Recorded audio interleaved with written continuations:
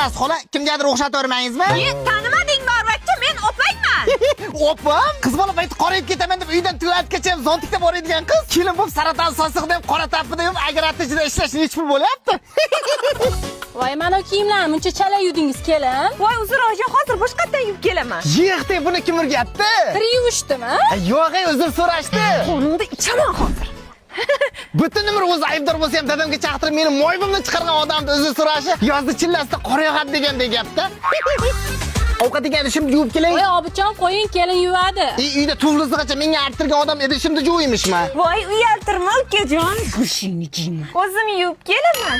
Bekor aytib aytdingiz, xudo xola endi bir chekka o'tkazib qo'llam chimcho'rib mamataloq qilaveradi. Kelin, mana shu yerlarni polni shudgor qilasiz. Aha. Qo'ylarni patini tozalang. Aha. Sigirlarning tuxumini olib, tovuqlarni sog'ib qo'ying. Xo'p bo'ladi, oyijon. Ye, onasini hepsini uyda butun oilamizga bas keladigan opam kelin bo'lib toshbaqa uchadi desa, ha, faqat sal pastlab uchadi deydigan bo'lib qolibdi-ku. Bu opalar jonni qaynona osir ekanda.